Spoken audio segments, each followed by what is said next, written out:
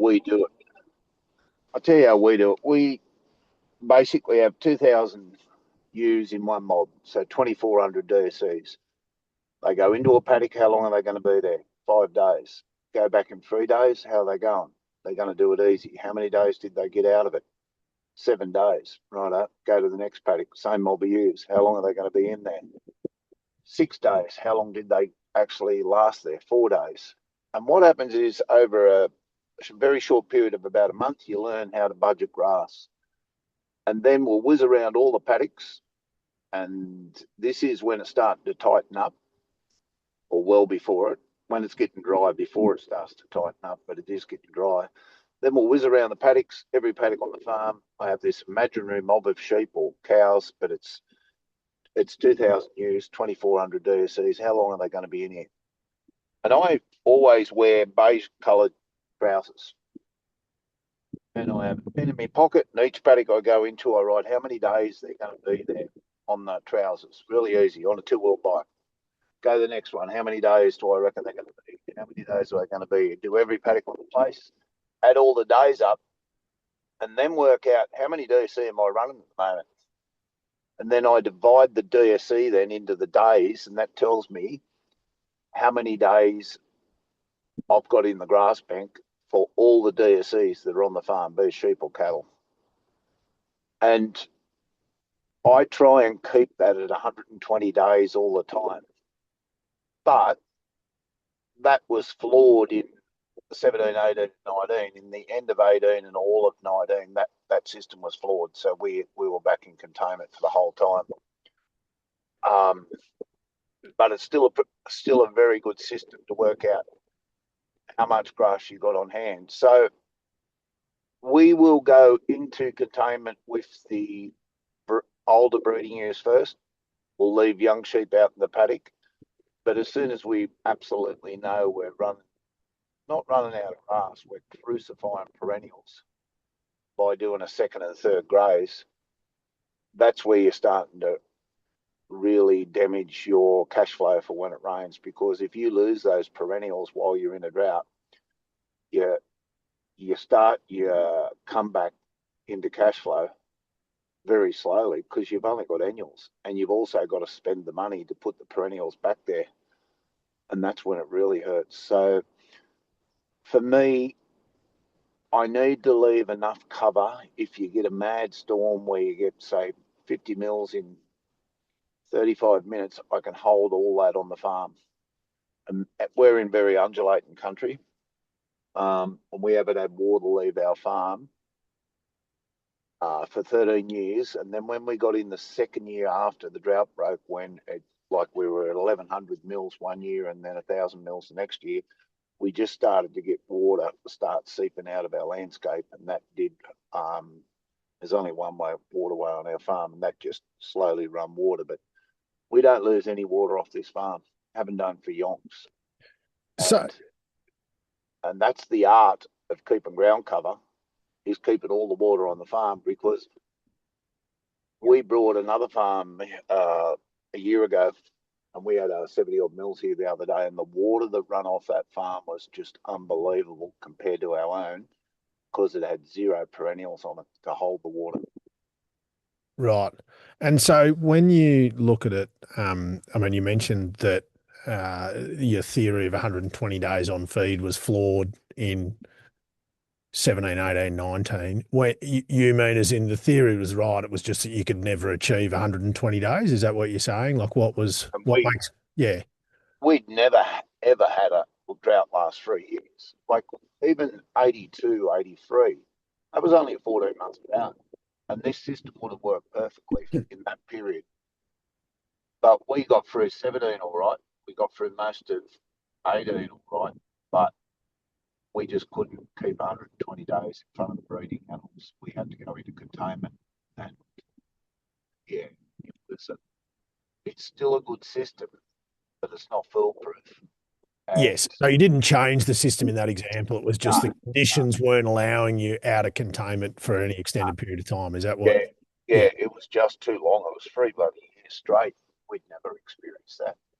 Yeah. Now you just mentioned that because one of the other questions I was going to ask is, as you enter these phases, how do you work out which class of animal, like you're sitting there and you're feeling a bit of pressure come how do you decide which class of animal gets treated that way? And you just mentioned that your older ewes would go in first and then your younger one second. Can you run us through a little bit of your sort of thought process or your methodology about, surrounding how you approach each class of animal in this circumstance? Any any young sheep that are going to be fattened to go to a processor always go into a feedlot first, and they go really early. There's no muck around with them because we know they've got a one-way ticket. They're going to a processor. So that might happen 3 months before we need to even think about going into containment with the adult ewes. The adult ewes go in, and then the last to go in will be the ewe lambs. But now, with what we've learnt and what other people are doing, one of the really good things you can do is put your ewe lambs into a full-on feedlot, join them in there. Like we've been joining ewe lambs. Every ewe lamb that's been born for 23 years gets joined, and you'll actually get better conception, better fetus counts. The ones that are pregnant, you keep, and then the ewe lambs that don't get pregnant, if you choose to, you can send them to the processor as well, because my thing's cash flow. And I just want to share a one liner with you. Everyone says you will not be able to buy them sheep or cattle when it rains. That's the biggest lie ever told in agriculture. Nothing could be further from the truth. Because every time this happens, when we go through a dry period, we do use containment and go early into containment so we didn't uh, jeopardise landscape. The day it rains, when we get that break, which is usually the second rain, you'll get the first rain doesn't grow any grass, but it's always your second rain that grows grass. If you've looked after the landscape, you're back in there restocking with sheep or cattle, whatever you want, while everyone else is still feeding, because they left them all out in the paddock and flogged the absolute crap out of their landscape.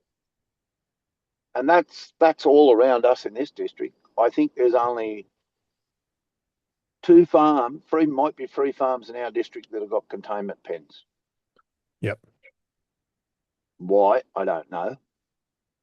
But when the drought broke in March 20, in all the rural press and every lunchtime on ABC, record prices for restock animals. How can anyone make money trading these as a quick trade to get cash flow at these prices? And that kept everyone out of that market for 12 months. And then after 12 months, it became normal to come in and pay a fortune for animals. But here's what you've got to think of. There's no such thing as too expensive until you tell me what your sale price is. And I'm talking about forward selling something. The second you get a forward contract for something, beef, sheep, lamb, whatever, then that determines whether the buy price is expensive. So keep that in mind and don't listen to what's going on around you. If you want to come back and restock with, cattle or sheep, go out and find a forward position. Then that'll tell you what you can pay for them and then make good money out of it. And that's how we've been operating now for 15, 17 years. I don't care how dear they are, because the only difference between, say, $1,000 black steer and a $2,000 black steer, the only difference in the buy price is the interest bill. It's just twice the interest, and that's about 4 days of weight gain to pay that extra interest that you're paying on that animal. Everything else stays the same, your direct cost, etc., etc.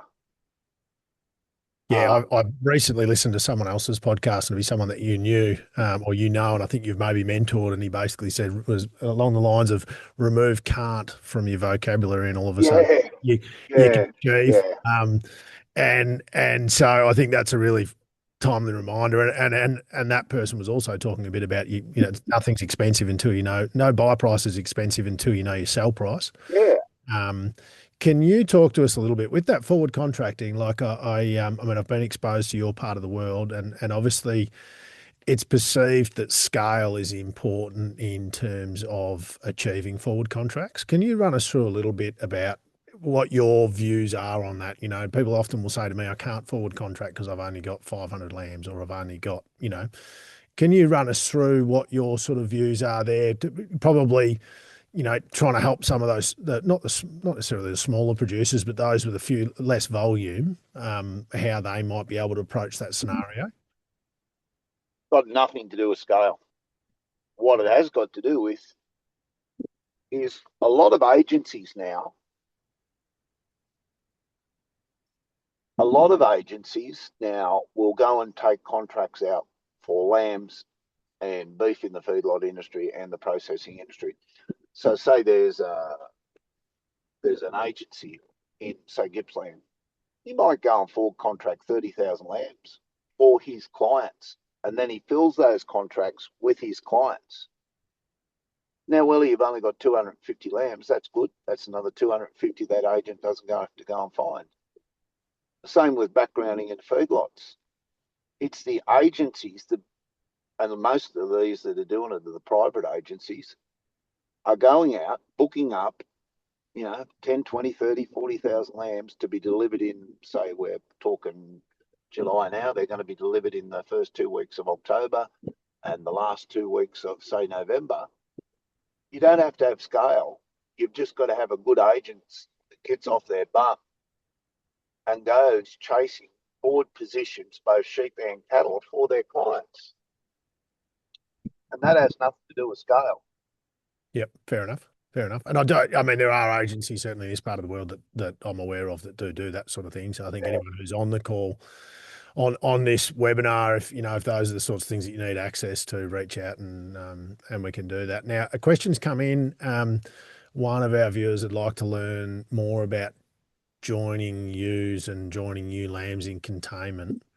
Can you just run us through? You mentioned through some of the benefits very briefly a minute ago. Can you run us through sort of how that works in your business from, you know, Yeah. what you do pre putting the rams in or pre entering containment and then what it does to, you know, conception rates and things like that for us? Can you just touch on that, please? Yeah. I'm pretty sure this is 23rd or 24th year straight we've been joining every single ewe lamb born on the place. And these are merinos joined back to merinos. Get them to 43 kilo, they're more than likely to conceive. Get them to 43 kilo with condition score 3, and you'll be up into the 80 odd percent conception. So our rolling conception's 84% conception in ewe lambs, and what ewe lambs don't make it go to the processor. Now, the secret is we're joining, so we lamb in September, and we're joining those on the 14th of March. So mostly they're 5.5 months old to 6 months old. But from the day their mums conceive them, we have a mindset. Every ewe lamb will be joined. And here's the thing I absolutely love about it. No matter how tight you are with money, this is a win-win-win-win thing to do. Because one, you get reproduction at an early age, which then pushes reproduction for life. And the excess ewe lambs, you can make your mind up whether you're going to keep them, the ones that are empty, or send them to a processor. That might depend on season, whatever. But what I like about it is you haven't got a ewe lamb sitting there for 15 months or whatever till she reproduces. She's having her first lamb while she's still got her teeth, milk teeth. And mostly at weaning, when we're weaning those lambs in, say, early November, end of November, they're just getting near cutting their teeth. And they're born in September, October.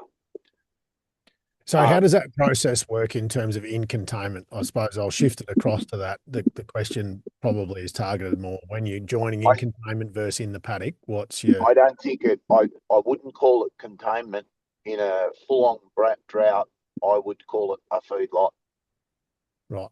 Yep. And in the case of merino, back in 18 and 19 drought, every day that we had our adult ewes in containment, the wool check was paying the entire bill for that barley. And that barley, we were only feeding barley out. We never feed straw or hay out. That's all they get fed every morning at daylight. They were getting 4.8 kilo a week, divided by 7 feeds each morning. So with ewe lambs, you've got to get fat score on them. And the secret, the absolute secret, this is the same as breeding cattle. You'll nearly always get a heifer in calf. The secret is getting her in calf the second time. And that's the challenge with cattle. So I want to see our ewe lambs, I want to see them at least 70% of their body weight at the day of joining. And when the rams come out or just before lambing, I want to see the ewes, the young ewes at about 85% of their adult weight. Because if I cheat and only have them at, say, 60% of their adult weight when they come to the second joining, you're going to crash and burn then. But what I like about it, why I said it's a win-win, when you feed a merino, modern merino, it grows wool and pays its bill.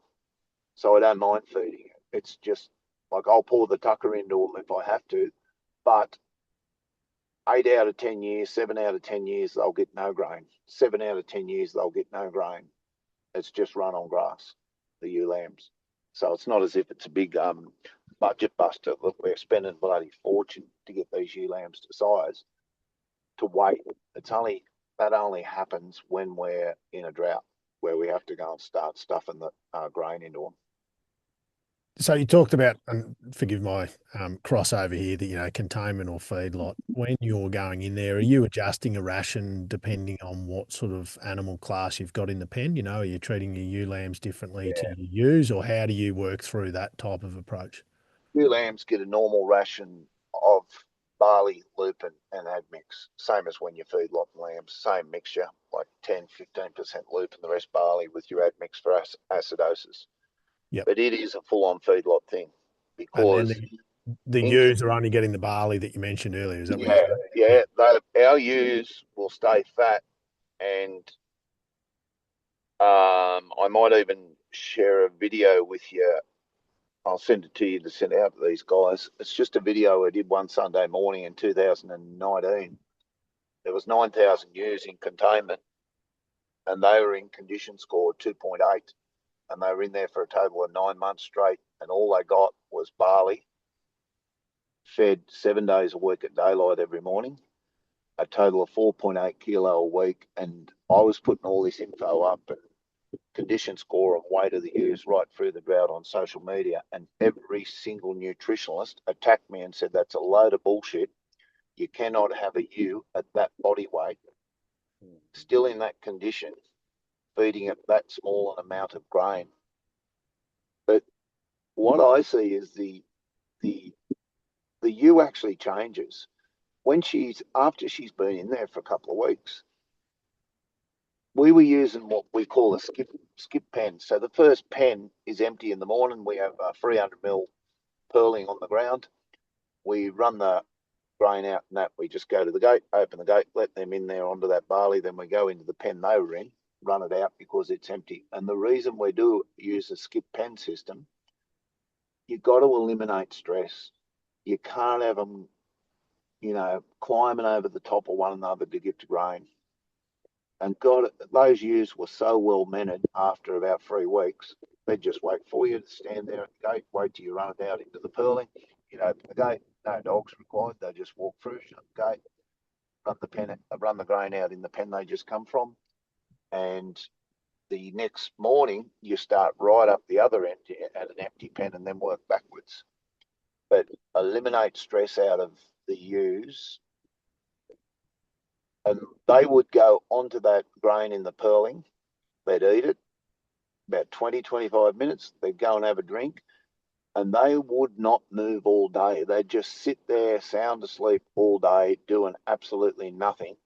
You wouldn't see them up looking for a feed because they're only in little tiny, they're not pens, I'd call them paddocks. They were only in about 3 or 4 acre paddocks. but there was nothing went wrong. Like even we thought we'd have eye trouble with pink eye and other stuff because it was so dusty. That didn't happen. Nothing really bad happened because after the first month in there, and it was always blowing, you basically lifting the topsoil, like the first 30 or 40 mil off the top of it, and then all the dust is gone. Immediately it made a mess of that tiny little paddock, but I'd rather that be a mess than the whole farm. Small sacrifice for the benefits by the sounds of Yeah, it. Um, yeah.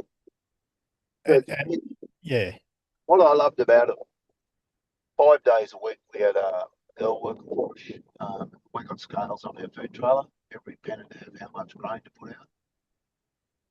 What that was so fast to feed 9,000 ewes. The grain was only 700 metres from where the pens were, silos. The labour was nothing, and I do. I feed Saturday and Sunday mornings, um, and it would take to do 9,000 ewes. You could do them quite easily in an hour and a half, and that was cleaning the water trough out in every pen as well. yeah. So it was So very labour efficiency. efficient. Yeah, and you mentioned last week the design of the sort of having the spare pen at the end and moving one way Yeah, one day, one way the other. I mean, I don't want to get bogged down in the design because there's a hell of a lot of work that's been done by different yeah, organisations on design. But obviously, thank you for all the people on the that are listening. If they factor in that, obviously picking up what you're putting down from an important part of that is the efficiency of your system. Um, cool. yeah. Yeah, because if you make something easy, it gets done properly. If you make something a challenge, then Yeah, it's likely to not quite be done the way it should be. Now, one thing we probably maybe did or didn't talk about last time, which I suppose we focused heavily on protecting our pasture base, the containment feeding system. Um, some of the other triggers that people do pull in these types of scenarios. Now, 2019 might be a little bit different because it was harder to find, but there's other times when you're in a more isolated, dry season scenario. You've got the option, you feed them, you sell them, or you potentially send them away on agistment. Can you run us through, like you've talked passionately about, the containment feeding and how that's worked for your business? Can you run us through how you might consider some of those other options? So the sell option, and then the agist option as well. Can you, and any past experiences? yeah. Well, the first thing you got to do is look at cash flow, and and I see now in the sheep and cattle game where these animals are now worth that much money. I can't see any reason sheep or cattle not to containment feed now. So if you've got older ewes or older cows, it's just logic. You're going to cash them out. You're not going to go into a full-on war against climate with any ewe over 5.5 years old. I'd be cashing her out, and the cows make up your own mind on what you think's an old cow. But that's to me. I don't want to go in. I don't want to go in with 100% of my stock. I'm quite happy to go into containment with 70% of my stocking rate or 70% of my breeders, sheep or cattle. But I'm very aware of trying to cash flow it where I can. Yep. And in 19, one morning I got out of bed and I just said, right up, go and run every ewe into the cluster box. We're going to go through and have a big cull of the ewes. And we took another 30% out of them after they'd been in and out of containment for 2 years before that. But the question is why? They were too dear. They were the lesser sheep, and every ewe on the farm has got a full genomic profile. It was the best thing we ever did. We went through all our ewes and just culled on phenotype and then genotype. It was the best thing we ever did because the lift it give us in our ewe base. And one of the things we were culling on because we had ASBVs, we had litter size, ewe rearing ability, and weaning rate. We culled all those lower performing ewes out and kept the star performers. And 4 weeks ago, we scanned our ewes, and 46% were black taggers. These were mixed age ewes. They scanned at 193% fetuses. So see how you can turn a positive or a negative like a drought into a positive. It was a good time to have a big clean out. And if I had a cattle breeding herd, I'd do a full genomics profile on them to keep all the better performing females based on a genomics test. Then I've got the best of the best. But to go back to why I took another 30% out of them ewes, because they were too dear to own. They went into, we didn't even bother booking a spot in an abattoir. They went into sale yards. It was, I think, another 2B doubles. And they come back at $283 average. Like, lock it in, Eddie. Yeah, and I think those decisions can be quite easy to make when you've got a buoyant market, which we obviously have currently, and we talked last time about how we think it's probably sustainable. It's got a fair bit of positivity around it for the short to medium term. Um, Yeah. I think maybe can you touch on one of the tricks that I've observed in those type of scenarios is the importance of having your animal in a saleable. Like if you're achieving 283 in 2019, Nigel, I mean, hats off to you. Obviously, in adverse conditions, had your sheep in a highly saleable position. There'd be a lot of sheep, certainly in this district, at that same time that weren't worth nearly that much. So can you talk about the importance of having stock in a respectable condition that means that they're marketable in an acceptable time frame? I'll turn that around and say, do you want to make a lot of money out of sheep and cattle? Well, here's the one secret you don't want to let go of. Never, ever, ever let a ewe fall below condition score 2.8, especially in a merino, because a merino will keep punching out wool and keep your wool production going when she's fed. But all the magic happens. It's a bit like soil pH. We do everything we can to get our soil pH over 5.8 because that's when the magic happens.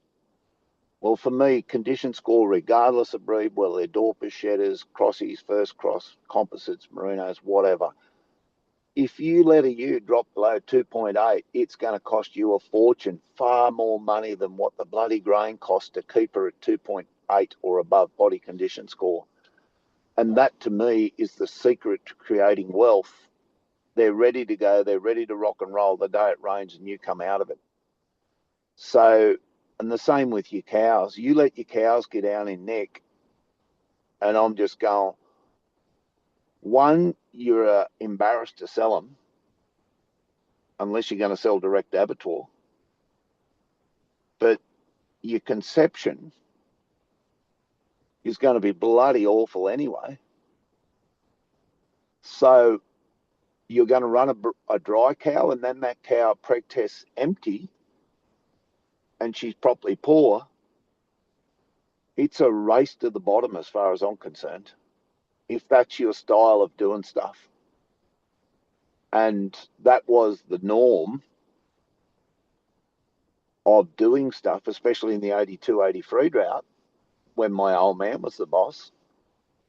But nowadays, we now know, like through financial literacy and the little bit of difference there is between taking a sheep down to 1.5 score compared to 2.8, the little bit of difference there is in the amount of grain you feed them's bugger all, because 70% of what they eat each day goes into maintenance. So for me, it's keeping them in good nick. And what I love about it is the day it rains, they're ready to go and make money, or they've already conceived and already got a belly full of fetuses. But the most disappointing thing you hear is when they come out of drought and you talk to the scanning contractors, how's scanning going? Oh, absolutely shit house. Yeah. They just let them get too poor. I don't know why they do it. And isn't Because this the crux of all the things that you're trying to teach us, though, Nigel? What you're trying, if I sort of read between the lines, that if we act early, we should, in theory, yeah, and think protect about condition score. Do you know what I mean? Like it's that act early thing. Like I think if I cast my mind back, and I'm relatively new to farming, and certainly was in 2019, but if you take the look over the fence approach, and anyone who acted early tended to have their animals in better condition, not necessarily for the whole time, or they didn't have that burden of trying to lift condition on a purchased feed base. It was So I, am I off the mark with that? That this no, all you're on. circles back to, your preparedness? Is that fair to say? Yeah, but then I want to go into the human part of it. Are you going to be happy driving around looking at piss poor stock? Are you going to be dreading the day you prick test those cows or heifers because you know what's coming at you? And this is after it's rained because I just want to stay happy all the time. I don't care how shit it gets with climate, just as long as I'm managing that climate and as long as my animals are healthy and happy and in good condition. And the condition, what is the good condition? The condition is that I will get my normal fetus count in sheep regardless of season. That's what good condition is. The same with cattle if I was a cattle breeder. But I actually want to be happy while I'm in a drought. I don't want to be absolutely packing it because you'll find people when it all turns to shit and everything's starting to um, fall in upon them, they stop making decisions. And the problem with that is when the season turns and it's over, they still won't make decisions regarding getting back into business, getting back into cash flow position. So you're actually, it's a bit like I don't know, it's a bit like anything. If you want to be bloody happy, you've got to work on it. And for me, I can't operate properly as a manager if my animals, which is how I don't do any grain growing, everything's 100% animals. And I would say it has nothing to do with scale. It's about a good, healthy mind makes good choices, and the good choices result in animals that are in good condition to reproduce or grow wool or get pregnant to their second calf, be it heifers. And that keeps the flywheel effect of the business keeps turning over to create cash when you come out of drought. Because the thing when you come out of drought, you'll stop selling stuff. You'll actually go back into reproduction because in a drought you are selling stuff. But when it rains, that all stops, and then you go back into reproduction to build numbers up again. And that used to be something in the pastoral country of Australia. You'd hear people say, "Oh yeah, well we're back 60% in our stocking up. We're going to breed them up." Well, I can tell you now, by the time you breed your numbers back up, you'll be back in another bloody drought anyway, because it'll take you a fair while unless you're going to buy those animals in. And I I actually worked out what we spend on barley over the last 10 years, and it'll mean nothing unless you know what DSEs you're running. But when we get back into drought conditions where we're containment feeding, you'll be talking about 12 to 15,000 DSEs after we've done the culling. So over the last 10 years, our annual barley bill over 10 years is $80,000 a year, which I think's absolutely stuff all when you work it out on a DSE basis. And that's why one of the reasons why it's not that much is because we're going to go and take 25% of those uh, breeding animals out of the system before we go into war, whether they be cattle or sheep.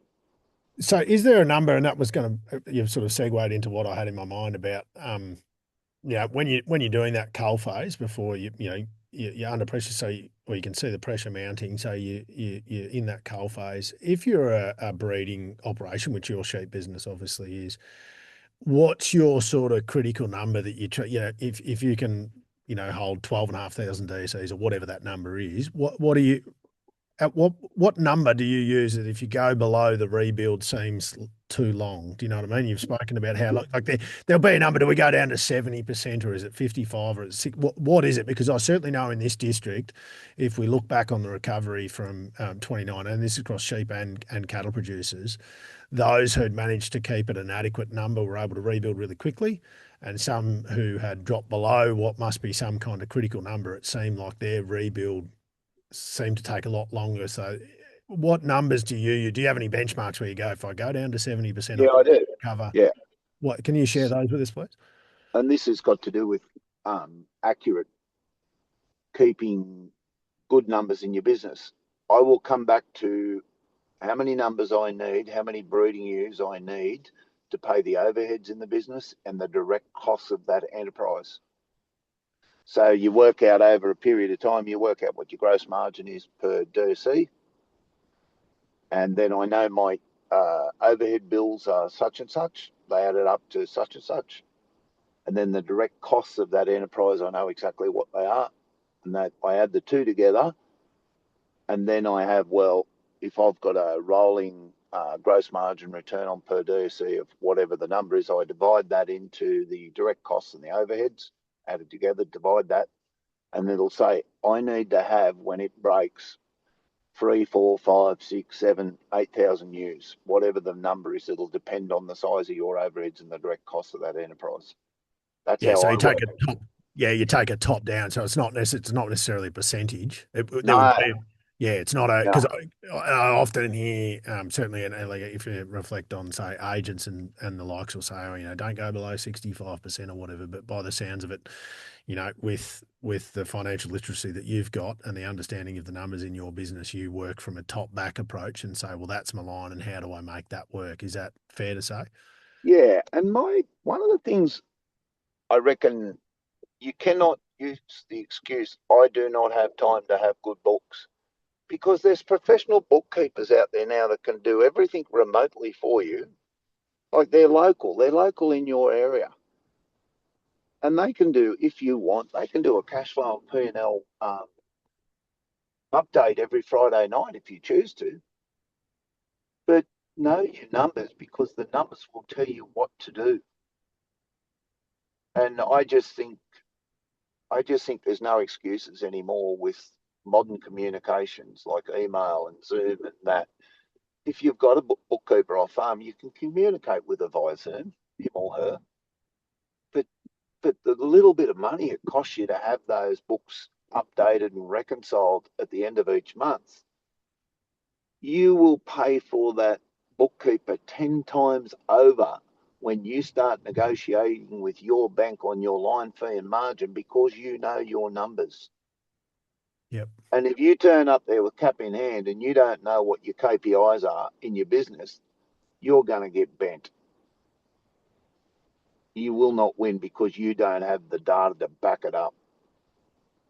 And that's why I'm so adamant. If don't use the excuse you haven't got time to do it, just outsource it for Christ's sake, because don't think a bank's going to do you anything special as far as rate if you don't know your business.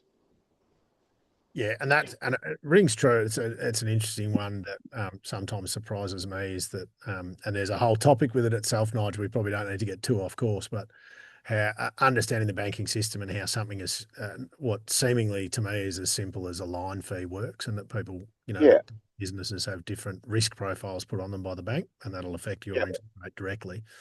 I think that that's a really important part of it.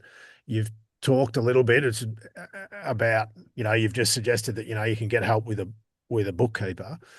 Um, when you're in that tough time, have you got or who do you use or how do you approach? Like, do you get external help to help you make decisions? Do you get external help to, say, for example, build the ration for your sheep, or what external professionals do you draw on when you're in one of those times under pressure? I guess I've been doing it that long now. I don't really seek anyone now. But if I was a younger person and I knew bugger all,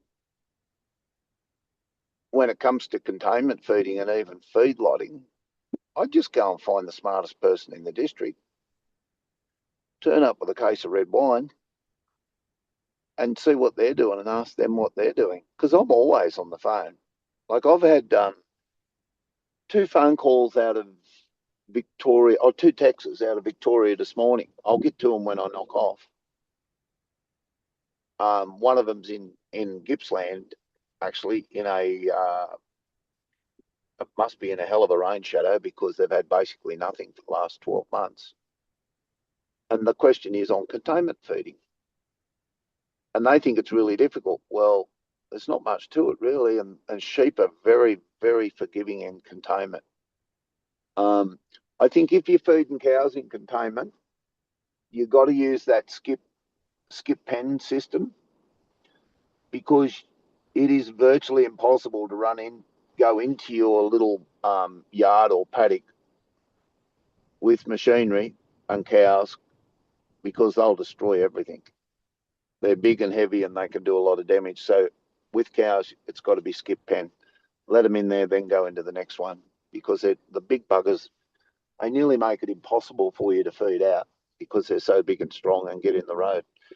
But no, I think there's so much. Social media is a bloody great place. You go, and especially X Twitter, you go and put a question up in Twitter and you'll get bombarded with answers about what people know about what are the do's and don'ts. And then I don't think we've got anything to copy here. There's a lot better setups than ours now.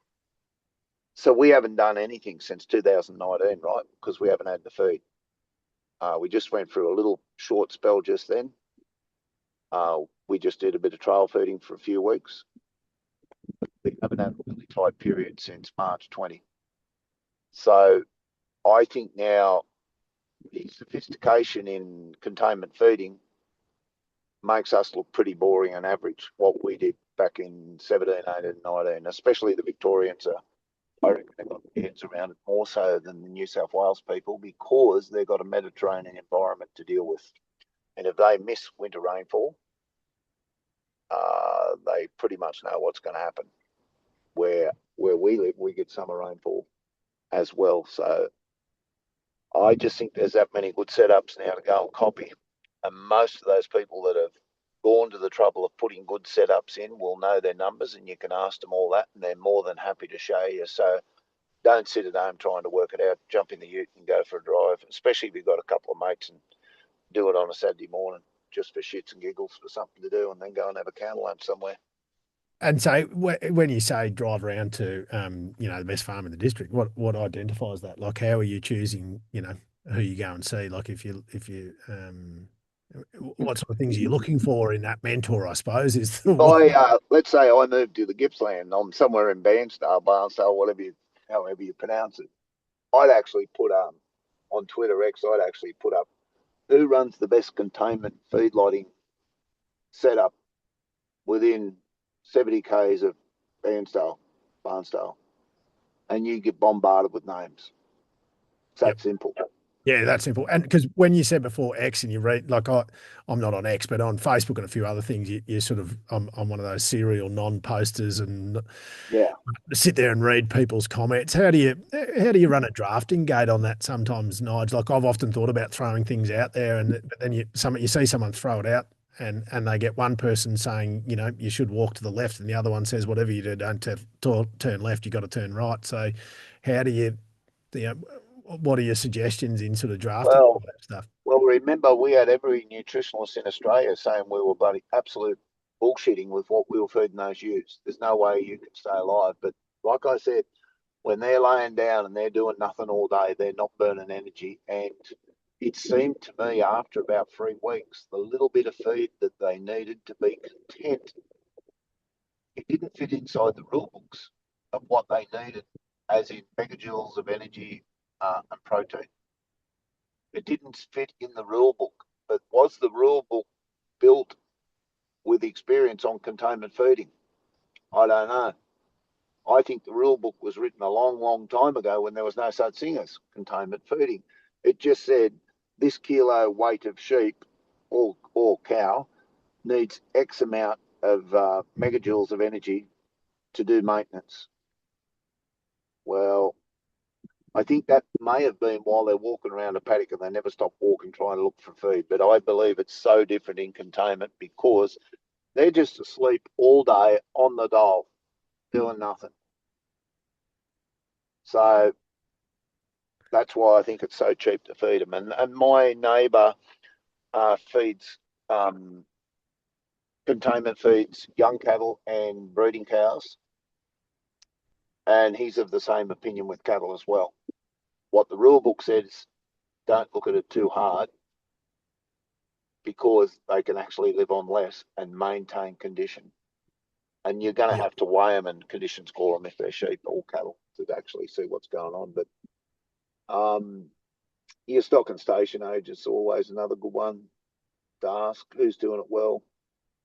Bushfire meeting, when you have your local AGM for your bushfire meeting, you ask questions there. But footy, pub, church, just ask questions of people that you respect is the best one. Yep. But I don't find that much on social media asking those questions, more so on X, Twitter. You don't get many varying degrees. They just go, yeah, that works. That's all you need. Where everyone wants to be a bloody expert on Facebook. Everyone's an expert. Where it's just a different crowd that hangs around on X. A different platform with a different level of Yeah, engagement, I suppose. Yeah. yeah. Yeah. Yeah. Like I've seen blokes have trouble with a boom spray. And they'll put up, how do you fix this? And then they get bombarded with answers. And everyone keeps adding to it. So it's, yeah, I it's a brilliant and fast information source is social media. Yes. Yep. So if we've talked about the feed component, we've talked about which animal class we're going to sell. One thing we probably haven't talked about, which and depending on how widespread the dry season is agistment. Can you run me through what your views are on agistment as an option? I've done a lot of adjustment. Every time I take on adjustment for our breeding animals, the drought chases me to where the adjustment is and it finds me. I don't know how it knows where I'm going, but it finds me. And it was all rosy when we went there, and 6, 7 weeks later, it turns to crap. Yep. So I don't even for breeding ewes now. I wouldn't even consider adjustment, um, Is that because that's part sheep are of that so easy. control? Yeah, but sheep are so easy to feed. Yeah. They're easy and they're cheap to feed. Um, and here's the thing: if you've got containment pens set up while the fish were jumping into the boat, you did all that. You can't wait to use them. Yep. Yep. Yeah, that's part of it, isn't it? That you've on that journey of creating your setup that you've bought Yeah, the concept and now you want to see whether it works. yeah. We don't have a lot of time, so if anyone's got any questions, please feel free to either raise your hand or chuck them in the chat box. One thing, I suppose, if we cast back and look at that, we've looked at how your system works, how you value containment, what it means for your pasture system. We've looked at how reduce numbers, what you sort of feed. If you were sitting there, and I suppose it's one of those, if you knew now, if you knew then what you know now type concept, but what things should people look at to help identify the gaps in their strategy?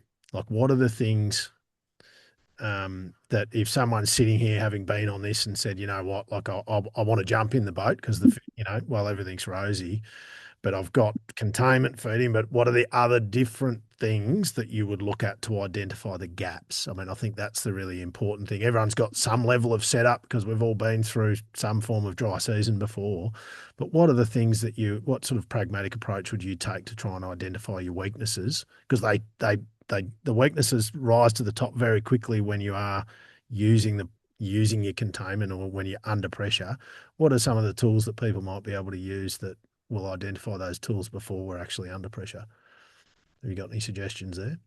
Work out at 5 kilo a week, say for barley, and take a price of, I'd work on $400 a ton delivered as an average over all the droughts. You'll do it a bit cheaper than that, but $400 a ton for delivery. Don't worry about protein in barley. You only want to know test weight. Test weight is energy. Higher the test weight, the higher the energy. Don't worry too much about protein. Um, how many are you feeding, and how much is it going to cost to go 12 months straight? And can you do that with cash flow? Or do you, and the reason I'm talking about this one, if you need extra funds before you go into battle, go and organise the extra funds. Go and see the bank, your financier. This is my plan. This is what it's going to cost. And I'm just making sure I've got enough ammunition to go to war. And the ammunition is finance or cash flow.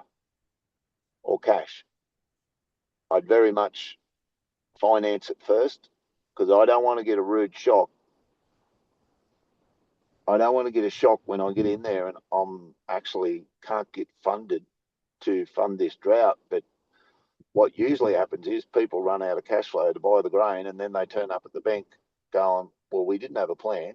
We still don't have a plan, but we're going to keep feeding Yep. because that it's you're going to be there in a big long lineup and you don't want to be in that lineup. You want to be there talking to your financiers before everyone else starts to get a bit shaky about what's going on. So is that the sort of to tie it back in that you've got the physical side of what you need to be able to achieve your outcome, so your containment Yeah, capacity to deliver, and then you're saying one of the other gaps that often gets overlooked or needs to be made sure that it's certainty is the non-physical, which is the business side of it. So in terms of understanding what you might need when you're pushed into the corner and where that yeah. might. And if you got staff on, like we seem to be able to get all our new fencing done when we go into a dry period. So instead of putting staff off, we keep them and just go fencing because it costs a fair bit of money to get a contractor in. We've got all the gear ourselves. We'll actually go and do a wire and water project while that drought's on, and keep everyone busy. So the day it breaks, you're at full noise. You're ready to go. Um, and depending on how many animals you're going to turf out before you go into containment, and it breaks, how much finance or cash do you already have? How much finance do you have available to go back in and buy back the amount of DSEs or amount of stock you need to be at full production? Because don't procrastinate. If you're going to fart around procrastinating and then organise finance when it's broken, by the time that finance is approved, you're going to be back up at record prices again. So the cost of interest will seem like nothing compared to a $300 or $400 rise in the cattle market or a $70 rise in the sheep market. It can happen in the click of the fingers when everyone pretty much pulls up and stops feed. Away it goes. Um, and there is no such thing as you will never be able to find them when it rains. That is absolute lies. Australia has never, ever had a clean muster done on it yet, sheep and cattle. There's never been a bangtail muster done in Australia ever on sheep and cattle. So they come out of the woodwork when there's demand. Yeah, and it's amazing that a $400 ewe hasn't dropped. Yeah, there must be a fair muster going on at the moment in those parts that don't, those sort of more rangeland systems. I think Yep. that probably brings us close to an end. If anyone's got any questions, drop them in the box. Nigel, if I can summarise it, that preparedness is the key so that you're in a position to make the decision early, and that the value in the early decision is in protecting your pastures and also protecting the condition score of your stock, which then in turn will help your cash flow. The infrastructure itself needs to be, it being available is more important than the actual setup. Is that fair to say? Yeah.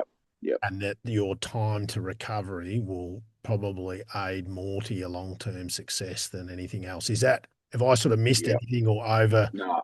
overshot the mark? That's if I just try and draw in the session we had, last week or the week before, and then this one, are we miles off? Is that kind of, am I fair? Am I sort of trying to unplug the Nigel 101 on I competitiveness here? But I think part of your planning is you're planning the recovery.